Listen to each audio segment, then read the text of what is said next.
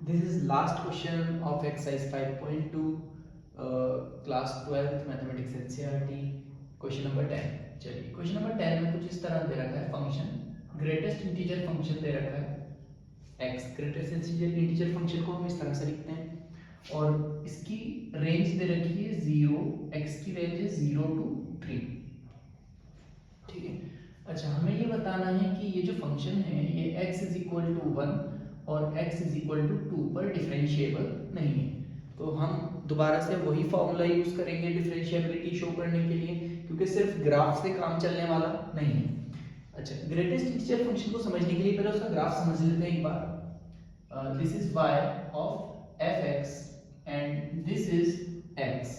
Greatest integer function, ये नाम से ही हमें पता चल रहा है कि this is just a greatest integer. जैसे अगर आपके पास कोई वैल्यू है, आप पुट करते हैं 1.2, तो 1.2 कितना है, 1.2 पुट करें चाहे 1.3 पुट करें, आपको आंसर मिलने वाला है, मतलब जो वैल्यू आने वाली है वो 1 ही मिलेगी। ग्रेटेस्ट इंटीजर जो है उसका वो मिलेगा आपको। अच्छा, जैसे अगर हम x की वैल्यू चाहे 0 पुट करें, अगर एग्जैक्टली 0 पुट करेंगे तो 0 आ जाएगी y की वैल्यू, चाहे 0.1, 0.2, 0.3, 0.4 कुछ भी अदर वैल्यू पुट करेंगे अगर आप, तो फिर वैल्यू बनने वाली है आपकी 0, मतलब आंसर 0 ही रहेगा, ग्रेटेस्ट इंटीजर की तरफ रहेगा आंसर। अनटिल एंड अनलेस आप x की वैल्यू को 1 पुट ना कर दें। जैसे ही आप 1 पुट करते हैं तो एग्जैक्टली 1 पर आपका फंक्शन वैल्यू दे देगा y की वैल्यू 1। ठीक है, फिर 1 के बाद आगे चलेंगे 1.1, 1.2, 1.3, 1.4, तो जब तक आप 2 तक ना पहुंच जाएं तब तक आपकी वैल्यू 1 ही रहने वाली है, आउटपुट की जो वैल्यू है वो 1 ही रहने वाली है। अब लेट्स अज्यूम आप 2 तक पहुंच गए। अच्छा, दिस 2 इज नॉट इंक्लूडेड, जो ऐसा वाला बोला है this is not included and this is included. ठीक है, तो आगे हम करते हैं। अब x अगर 2 से बड़ा चलेंगे, एग्जैक्टली 2 चलेंगे तो वैल्यू आएगी 2, तो आंसर क्या आएगा 2। अच्छा, अब अगर 2 से और बड़ा लेंगे हम 2.1, 2.2, 2.3 तो हमारी वैल्यू 2 ही आएगी, आंसर हमारा 2 ही आएगा। और 3 इसमें नॉट इंक्लूड होगा, 3 इसमें नॉट इंक्लूड। अगर आप एग्जैक्टली 3 वैल्यू पुट करेंगे तो फिर आंसर आ जाएगा आपका 3। This is 1, this is 2। तो ग्रेटेस्ट इंटीजर फंक्शन कुछ इस तरह नजर आता है। ठीक है। अच्छा, अब हमें ये पता लगाना है कि क्या ये x इज इक्वल टू 1 और x इज इक्वल टू 2 पर डिफरेंशिएबल है। प्रूव करके बताना है कि ये x इज इक्वल टू 1 और 2 पर डिफरेंशिएबल नहीं है। चलिए, तो प्रूव करने के लिए हमें वैसे भी पता है x इज इक्वल टू 1 पर अगर हम राइट हैंड लिमिट लेंगे तो वैल्यू आएगी 1, और लेफ्ट हैंड लिमिट ले रहे हैं तो वैल्यू आ रही अलग, तो जाहिर है दिस इज नॉट डिफरेंशिएबल। अच्छा, इसी तरह से अगर हम इसकी राइट हैंड साइड में लिमिट ले रहे हैं तो अलग आ रही है, लेफ्ट हैंड लिमिट ले रहे हैं तो अलग आ रही है। चलिए, अब हम ये तो ग्राफ कंटीन्यूअस ही नहीं है, और अगर कंटीन्यूअस ही नहीं है तो डिफरेंशिएबल तो होने वाला है ही नहीं। पहले ग्राफ कंटीन्यूअस होना पड़ेगा, उसके बाद हम डिफरेंशिएबिलिटी चेक करेंगे। तो अगर this graph is not continuous then it is not differentiable. चलिए, अब हम प्रूव करके देखते हैं इसको। एग्जाम में कैसे लिख के आएंगे हम, फॉर्मूला हमें याद है, limit h tending to 0 minus और 0 प्लस माइनस और plus f c plus h minus f c divided by h। ठीक, दिस इज द फॉर्मूला। चलिए, सबसे पहले हम चेक कर लेते हैं at x is equal to 1 पर, तो c की वैल्यू हमारी हो जाएगी 1। तो अगर हम x इज इक्वल टू 1 पर चेक करेंगे तो limit, left hand limit check कर रहे हैं हम, लेफ्ट हैंड लिमिट चेक करेंगे तो x is equal to x tending to 0 minus, sorry h tending to 0 minus, तो थोड़ा सा पहले f c that is 1 plus h minus f1 divided by h।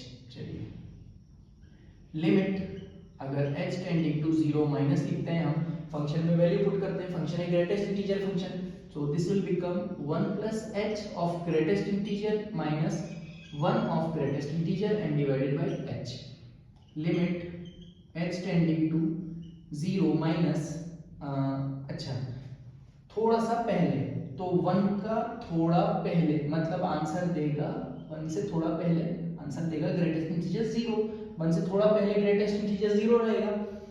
Exactly 1 पर 1 रहेगा एंड डिवाइडेड बाय h।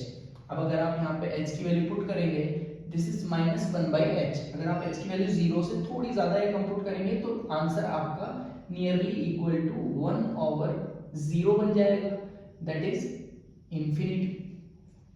अच्छा, यहीं पे अगर आप राइट हैंड लिमिट चेक करते हैं तो राइट हैंड लिमिट चेक करने के लिए RHL चेक करने के लिए आप लिखेंगे limit h tending to 0 positive f1 plus h minus f1 divided by h limit h tending to 0 plus function में पुट करेंगे तो ये हो जाएगा ग्रेटेस्ट इंटीजर 1 प्लस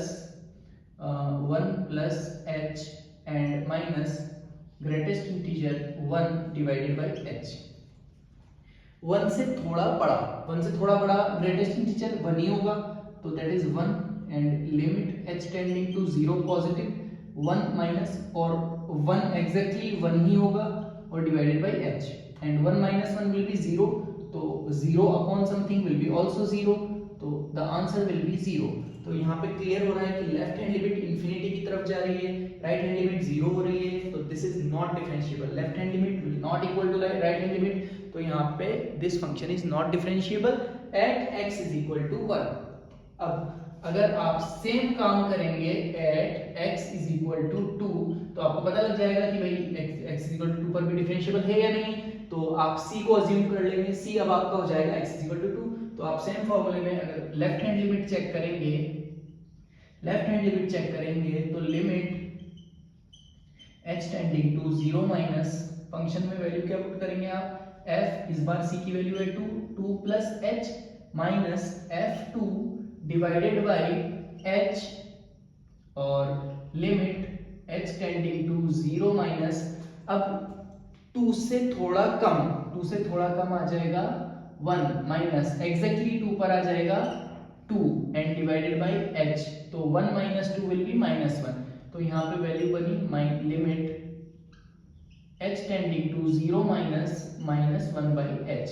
अब अगर आप h की वैल्यू 0 के लगभग पुट करेंगे तो पक्की बात है ये नियरली इक्वल टू कहां पहुंच जाएगा, again this will tends to infinity. अब अगर आप राइट हैंड लिमिट चेक करेंगे तो right hand limit will be limit h tending to 0 plus f2 plus h minus f2 divided by h। चलिए function में वैल्यूज पुट करते हैं, तो limit h tending to 0 plus greatest integer 2 plus h minus greatest integer 2 divided by h। 2 से थोड़ा बड़ा greatest integer खुद 2 minus exactly 2 पर 2 divided by h and limit h tending to 0 plus 2 minus 2 will be 0 and 0 upon something will be also 0, so the answer tending to 0, तो left hand limit tending to infinity and right hand limit tending to 0, तो left hand, this is clear that left hand limit will not equal to right hand limit, तो पक्की बात है this function is not differentiable at x is equal to 2, तो ना तो ये function x is equal to 1 पर differentiable है, ना x is equal to 2 पर, ना किसी और इंटीजर पर ये फंक्शन डिफरेंशिएबल है। Even this function is not continuous. Okay, thank you.